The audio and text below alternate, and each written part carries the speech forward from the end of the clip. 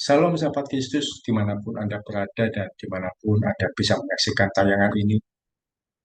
Kita bertemu dalam program sharing minggu pagi edisi hari ini sama dengan saya Pendeta Ogi Raharjo. Saya bacakan bagian firman Tuhan dari Mazmur pasal 1 ayat 2. Firman Tuhan berkata, tetapi yang kesukaannya ialah Taurat Tuhan dan yang merenungkan Taurat itu siang dan malam.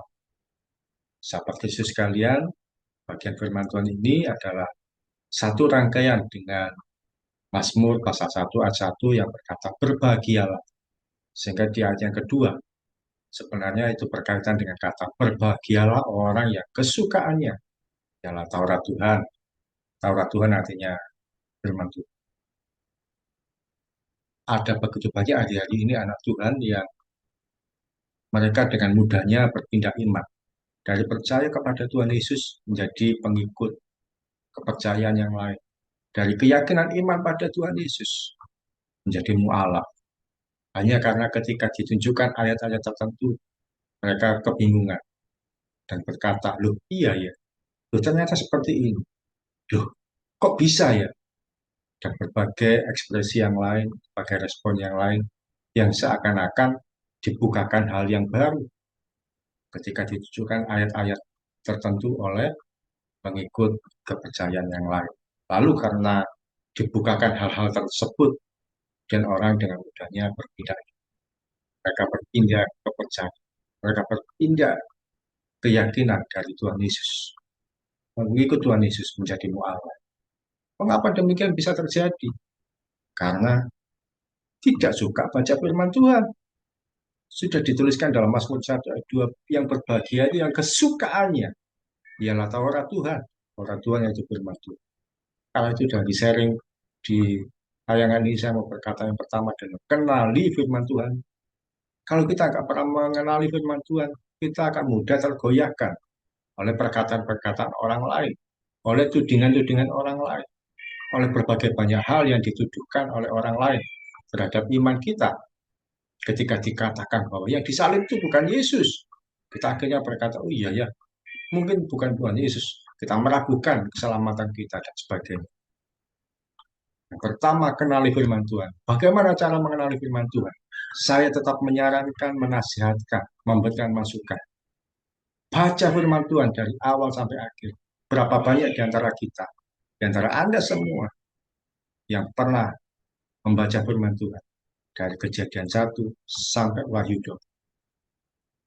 Baca keseluruhan, jangan setengah-setengah. Baca dari awal perjanjian lama sampai akhir perjanjian. Baca saja. Firman Tuhan yang kita kenal, yang kita miliki ini, yaitu Alkitab atau Bible. Bukan seperti Undang-Undang Dasar 45.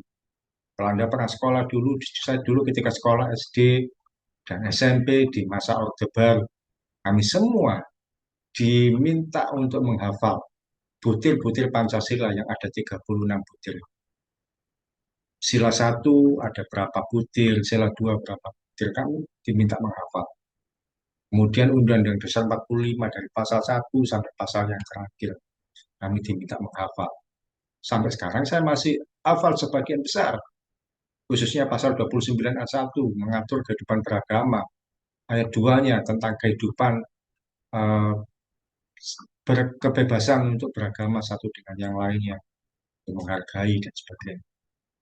Masih hafal pasal-pasal yang lain. Dan hal ini membuat kami semua masih bisa mengerti butir-butir ayat per ayat yang dimaksudkan.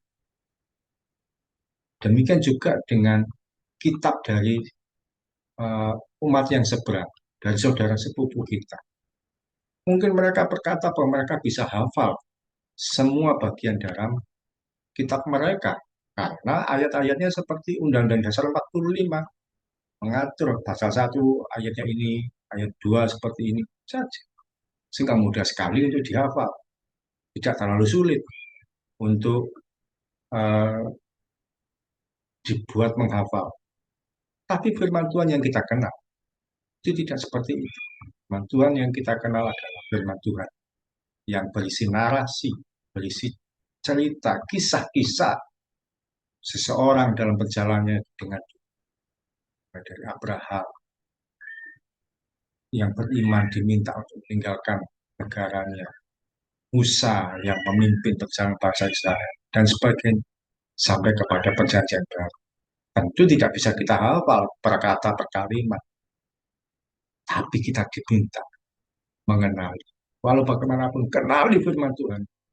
Ketika kita membaca firman, mengenali firman Tuhan secara keseluruhan, kita akan mengerti hal-hal baru yang ada di dalam. Yang pertama, kenali firman Tuhanmu. Yang kedua, bertekun di dalamnya. Bertekun itu apa? Pelajari. Bila memungkinkan, pelajari. Pelajari firman Tuhan. Firman Tuhan yang tidak dimengerti. Beberapa waktu yang lalu ada yang bertanya pada saya, Pak, apa arti bahwa unta masuk ke dalam lubang jarum? Dan saya jelaskan. Tentu lubang jarum yang dimaksud bukan alat untuk menjahit. Ada hal-hal tersendiri yang dimaksud dengan lubang jarum tersebut.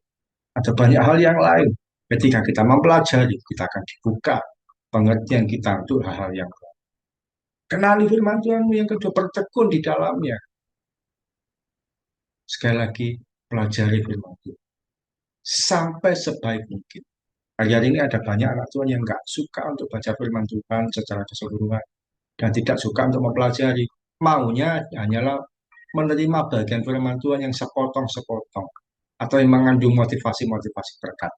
Bukankah kita suka sekali menuliskan di story WA kita kata-kata Tuhan memberkati engkau hari ini, Tuhan membuat langkah hidupmu berhasil, dan kita menuliskan menjadi kata-kata berkat, engkau akan diberkati sepanjang hari ini dan sebagainya. Berkat Tuhan melimpah atas hidupmu dan seterusnya. Atau ayat-ayat yang dikutip yang mengandung berkat.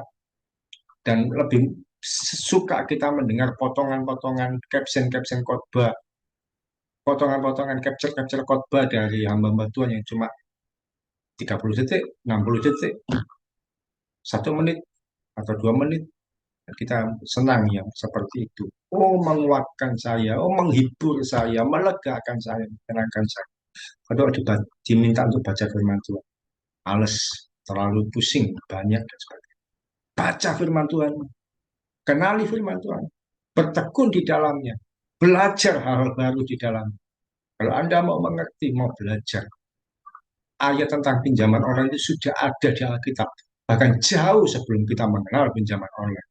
Ketika sekarang marak pinjaman online dan orang jatuh bangun di dalam. Sudah diperingatkan sama firman Tuhan jauh sebelum. Mana ayatnya? Ya, kesempatan yang lain atau kesempatan pribadi saya akan tunjukkan. Yang pertama, kenali firman Tuhan. Yang kedua, bertekun di dalamnya. Yang ketiga, hiduplah di dalam. Hidup itu apa? Kita hidupi firman Tuhan itu. Tidak cuma kita kenal, tidak cuma kita belajar, tapi hidupi menjadi kekuatan yang baru. Ketika kita mengenali orang-orang tertentu dalam firman Tuhan, mereka menghadapi masalah dan menang. Hidupi menjadi kekuatan dalam hidup. Ketika Daniel yang masuk ke dalam gua singa itu, ternyata dia bisa lolos dari gua singa itu tanpa cedera sedikit. Alami dan hidupi apa yang Daniel kerjakan. Ketika kita mengenal, membaca firman Tuhan, bagaimana Petrus bisa berjalan di atas air.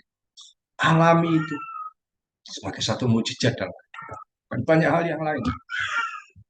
Kita hidupi firman Tuhan. Sehingga kita tidak akan takut menghadapi badai gelombang. Firman Tuhan memang tidak untuk kita hafal. Tidak untuk kita, uh, mungkin ada banyak yang kita belum mengerti. Tetap kenali firman Tuhan. Ada banyak orang yang saya dengar punya standar-standar yang rendah sekali dan berkata, firman Tuhan kan tidak untuk dihafal. Firman Tuhan kan tidak untuk dimengerti semuanya, nggak perlu untuk dihafal, yang penting dilakukan. Oh, benar sekali. Saya juga tidak hafal banyak firman Tuhan. Tapi karena saya sering membaca firman Tuhan, saya hafal bagian-bagian tertentu, saya paham. Sebagaimana kita tentu paham, Yohanes 3:16 kita ngerti kata per kata, kalimat per kalimat, titik komanya. Mengapa? Karena dari kecil kita sudah diajarkan mengenai kasih Tuhan yang tertulis dalam Yohanes 3:16. Firman Tuhan nggak perlu untuk kita apa, tapi kenali. Tapi kalau kita tidak pernah membaca firman Tuhan, apa yang bisa kita lakukan? Sehingga kalau ada banyak orang punya prinsip, nggak perlu dihafal, nggak perlu Alkitab itu dibaca semua. Yang penting dilakukan. Apa yang dilakukan kok nggak pernah dibaca? Hari ini, sekali lagi saya sampaikan, kenali firman Tuhan. Baca firman Tuhan keseluruhan. Jangan cuma jadi orang yang setengah-setengah, sepotong-sepotong mengenal firman Tuhan. Hanya diambil yang bagus-bagus, yang manis-manis. Kenali firman Tuhanmu. Yang kedua, bertekun di dalamnya. Pelajari sebaik mungkin. Apa yang sekiranya hal yang menurut Anda tidak paham, bisa ditanyakan, bisa dipelajari, bisa menjadi hal yang baru dari depan kita semua sebagai anak Tuhan. Sehingga kita tidak akan terombang-ambing dan nggak akan pindah iman. Ketiga yang terakhir, hidupi firman Tuhan. Setelah kita membaca, merenungkan firman Tuhan itu siang dan malam, kita hidupi jadi kekuatan yang baru. Oke, itu sharing firman Tuhan pada pagi hari ini. Kita berdoa di dalam nama Yesus sama berdoa Tuhan buat anak-anak. Dan kami semua jadi pribadi yang kuat teguh, beriman, berakar di dalam. Jika kami membaca firman Tuhan, kami tidak akan kehilangan kesempatan yang baik. Kami akan menjadi pribadi yang mengenal firman Tuhan, mau membaca keseluruhan, mau membaca firman Tuhan itu dalam porsi yang tepat. Dan kami mau bertekun di dalamnya, mempelajari dengan baik bagian-bagian firman Tuhan. Dan yang terakhir, kami menghidupi firman. Belajar untuk kami berjalan seperti apa yang firman Tuhan pesankan. Kami siap melangkah sepanjang hari ini. Tuhan kami berkati anak-anakmu, dimanapun yang berada, apapun yang kerjakan. Pemeliharaan Tuhan, kebaikan Tuhan, keajaiban Tuhan. Yang kami alami dan nikmati mulai pagi sampai nanti malam. Bahkan sepanjang hidup kami. Dalam nama Tuhan Yesus kami berdoa dan ucap syukur. Amin. Selamat menjadi pribadi yang mengenal firman Tuhan, bertekun di dalam dan menghidupi firman Tuhan dalam keseharian kita. Salam dari saya, Pendeta Oki Rajo dari Itspa Ministry. Tetap setia sampai kali sakit. Tuhan Yesus memberkati.